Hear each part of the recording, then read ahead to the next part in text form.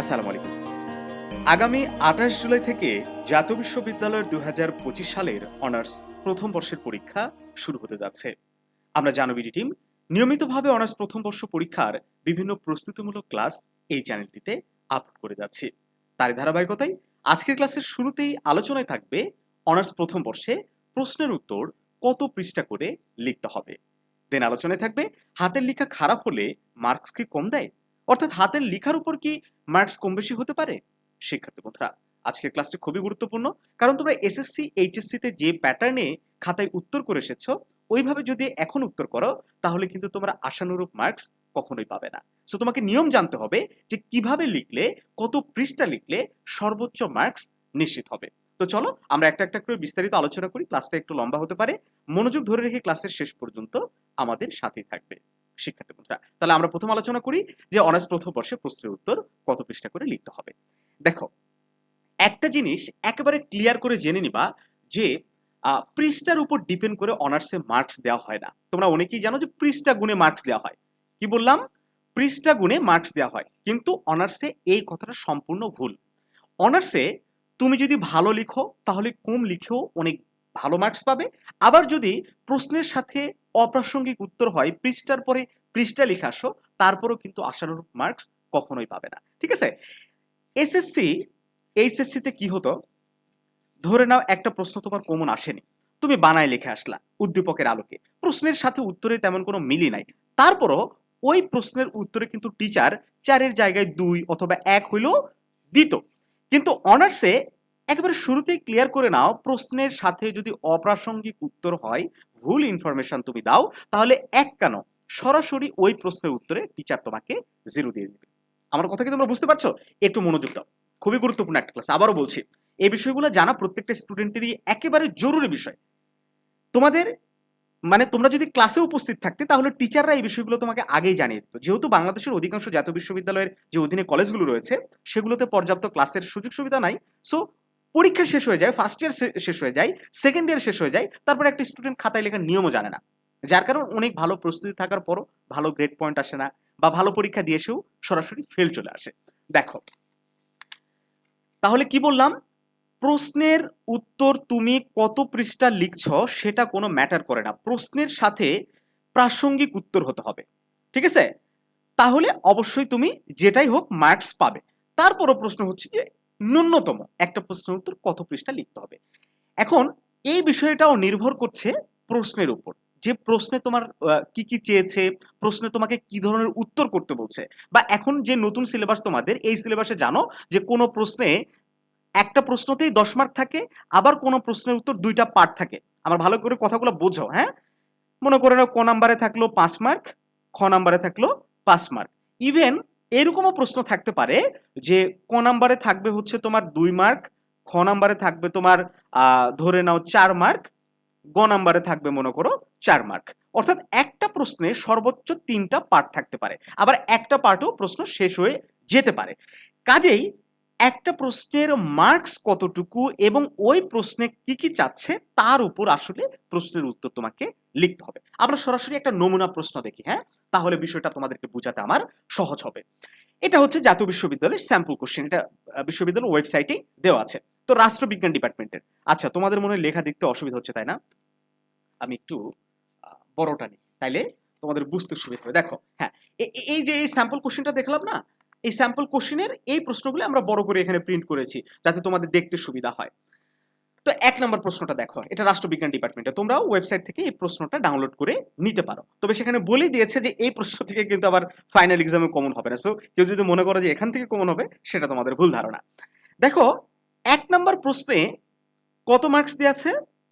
10 mark, একটা কোশ্চেনই দেওয়া আছে, ভালো করে খেয়াল করো।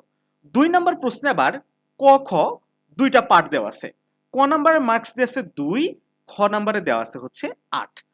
আবার আরেকটা প্রশ্ন দেখো, আরেকটা প্রশ্ন আমরা লক্ষ্য করছি 2টা পার্টই দেওয়া আছে, কিন্তু একটা পার্টে আছে হচ্ছে 5 মার্ক, আর একটা পার্টে হচ্ছে 5 মার্ক। অর্থাৎ প্রতিটা প্রশ্নের স্ট্রাকচার কিন্তু একক রকম, প্রতিটা প্রশ্নে কি চেয়েছে এইটার ধরন কিন্তু একক রকম। কোনো প্রশ্নে খুব কম কথা চেয়েছে, কোনো প্রশ্নে আরো একটু বেশি চেয়েছে, আবার কোনো একটা প্রশ্নেই সকল ইনফরমেশন কিন্তু চেয়েছে। সো তোমাকে যেটা শুরুতেই দেখতে হবে প্রশ্ন নয়, প্রশ্নের পাশে কত মার্কস উল্লেখ আছে এই বিষয়টাকে খেয়াল রাখতে হবে। যদি 10 থাকে তাহলে 10-এর মতো করে মানে উত্তর করতে হবে, যদি 2 থাকে সেটা 2 মার্কসের মতো করে উত্তর করতে হবে, যদি 5 থাকে সেটা 5-এর মতো করে অ্যান্সার করতে হবে। দেখো এখন আমার প্রশ্নটা একটু পড়ে দেখি। 10 মার্কের জন্য বিশ্ববিদ্যালয় কর্তৃপক্ষ একটা প্রশ্ন করেছে যে দক্ষিণ এশিয়ার ভৌগোলিক ও সাংস্কৃতিক বৈচিত্র্য কিভাবে এ অঞ্চলের রাজনৈতিক সামাজিক সংহতিকে প্রভাবিত করেছে সমালোচনামূলকভাবে কি বিশ্লেষণ করো। এই কথাটা খেয়াল করো, বিশ্লেষণ। বিশ্লেষণ মানে কি একেবারে এই সম্পর্কে রাজনৈতিক এবং সামাজিক যে ব্যাপারটা, এই দুইটা সম্পর্কে যাবতীয় সকল তথ্য এখন তোমাকে উপস্থাপন করতে হবে। দেখো তোমার সময় কতটুকু পরীক্ষা দেওয়ার জন্য বলো তো? মোট সময় থাকবে হচ্ছে 4 ঘন্টা। 4 ঘন্টায় মোট তোমাকে অ্যান্সার করতে হবে 8টা প্রশ্নের, মানে 12টা প্রশ্ন দেওয়া থাকবে, তার মধ্যে 8টা কোশ্চেনের অ্যান্সার করতে হবে। ভালো করে বোঝো, এই 8টা কোশ্চেন অ্যান্সার করার জন্য মোট তুমি 4 ঘন্টা সময় পাবে। মনে হচ্ছে অনেক বেশি টাইম, বাট না, তুমি যখন অ্যান্সার করা শুরু করবা টয়লেটে যাওয়ার টাইম পাবা না। কি বললাম? তুমি যখন অ্যান্সার করা শুরু করবা টয়লেটে যাওয়ার টাইম পাবা না, এত তোমাকে লিখতে হবে। এবং আমি একেবারে শিওরিটি দিয়ে বলতে পারি যে অধিকাংশ স্টুডেন্টদের এই জায়গায় ফোসকা পড়ে যাবে। লিখতে লিখতে যদি লিখতে পারো, আসলে যদি প্রশ্ন কমন হয় আর তুমি যদি ভালো প্রিপারেশন নিয়ে যাও, লিখে শেষ করতে এই জায়গায় ফার্স্ট এক্সামের দিন তোমার ফোসকা পড়ে যাবে। কারণ এই কারণে ফোসকা পড়বে, দেখো তো লাস্ট কবে তুমি পৃষ্ঠার পর পৃষ্ঠা 2 ঘন্টা টানা লিখেছো? হ্যাঁ, মনে নাই, তাই না?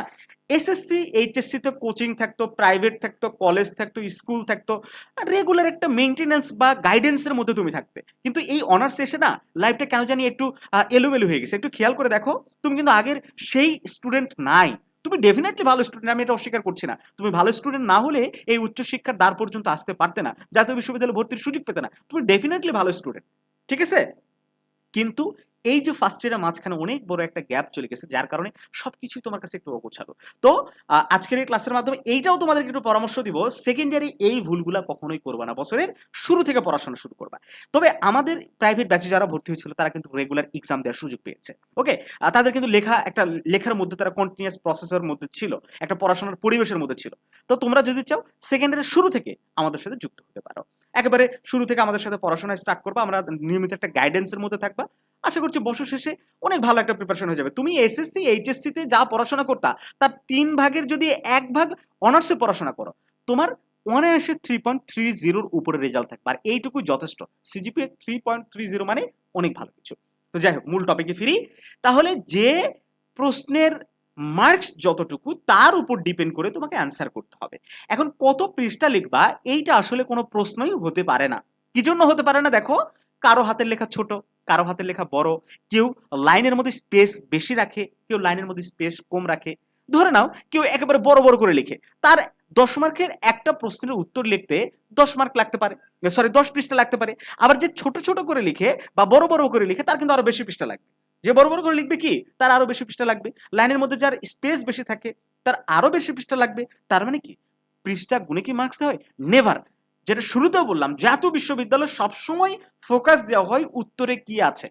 যারা তোমার খাতাটা যাচাই করবে এরা প্রত্যেকে বিশেষ করে, এবং জাতীয় বিশ্ববিদ্যালয় থেকে খুব স্ট্রিক্টলি ডিরেকশন দেওয়া হয় যাতে ভালোভাবে খাতাটা যাচাই করা হয়। হ্যাঁ, আমি স্বীকার করছি, আমাদের বর্তমানে যে উপাচার্য sir doctor S M Mamunullah, উনি আসার আগে যতগুলো ভিসি স্যার ছিল, মানে জাতীয় বিশ্ববিদ্যালয় পুরাটা একটা জগা খিচুড়ির অবস্থা মানে ছিল।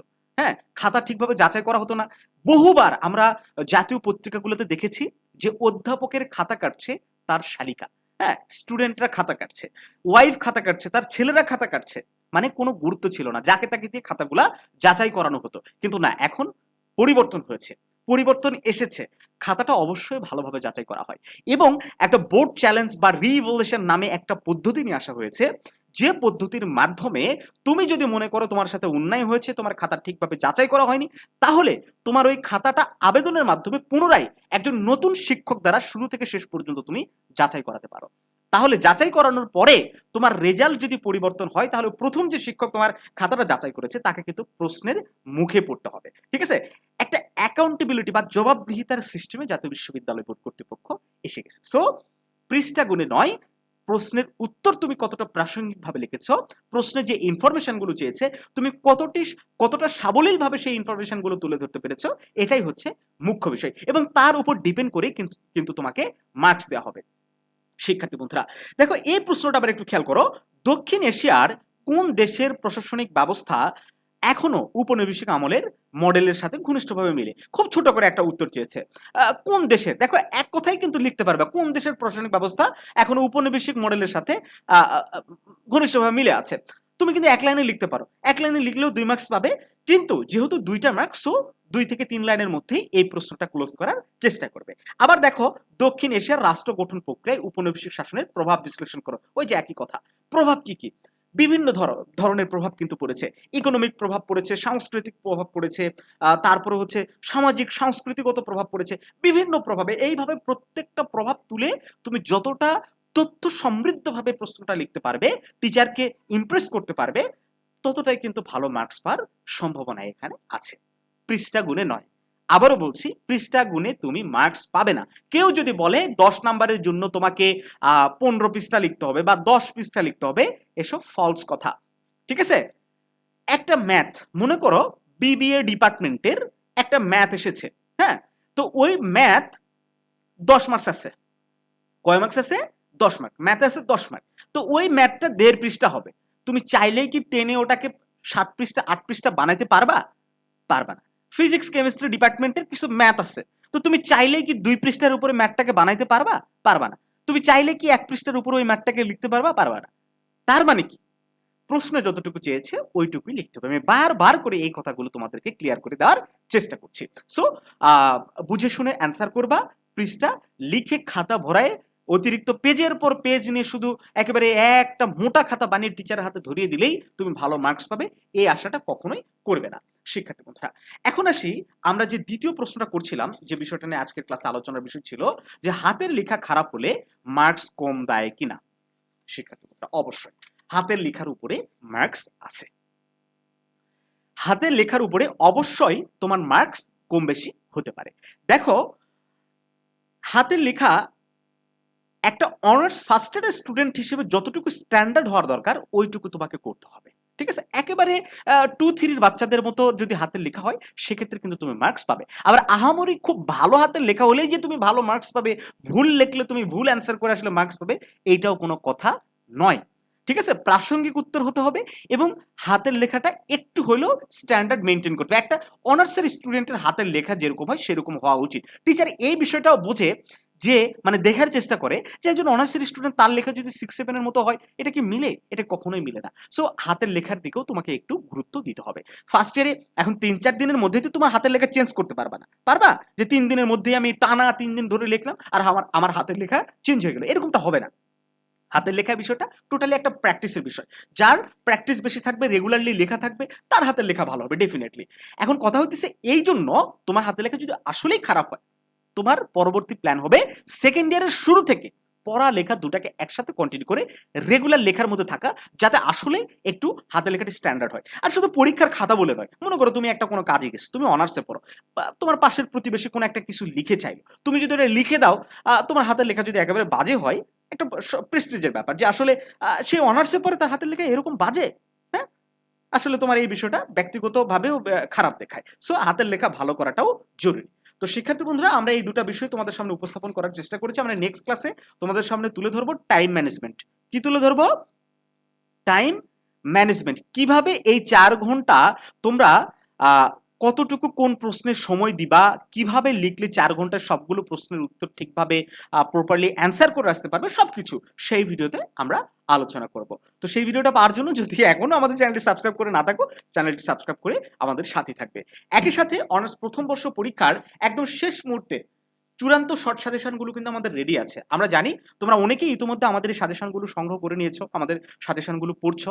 তো এই সাজেশনগুলো পড়ো, আর যারা সংগ্রহ করেন স্ক্রিনে দেওয়া হোয়াটসঅ্যাপ নাম্বারে যোগাযোগ করে আমাদের এই সাজেশনগুলো সংগ্রহ করে নিতে পারো। একেবারে সাজানো গুছানোভাবে আমরা সাজেশনগুলো তৈরি করেছি, অধ্যায় ভিত্তিকভাবে। অনেক ডিপার্টমেন্টের অ্যান্সার সহ আবার অনেক ডিপার্টমেন্টের অ্যান্সার আমরা তৈরি করতে পারিনি সময়ের অভাবে। তবে এইটুকু বলতে পারি, দেখো শুরুতে তোমাদের একটা বিষয় ক্লিয়ার করে দিই, আমাদের সাজেশন থেকে কি হুবহু কমন হবে? না, হুবহু কমন হবে না। বাজারের কোনো সাজেশন থেকেই এবার হুবহু প্রশ্ন কমন পাওয়ার যে আশা তোমরা করছো, এটা কিন্তু একেবারে ভুল একটা ধারণা হবে, আশা করা যাবে না।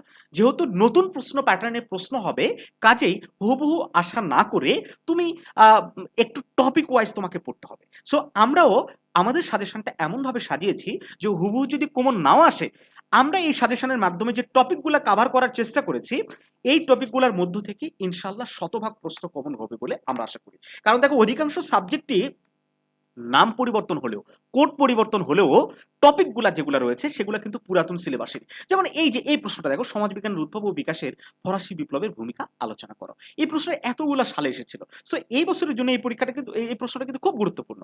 এখানে দেখো কতগুলো টপিক আমরা কাভার করার চেষ্টা করেছি।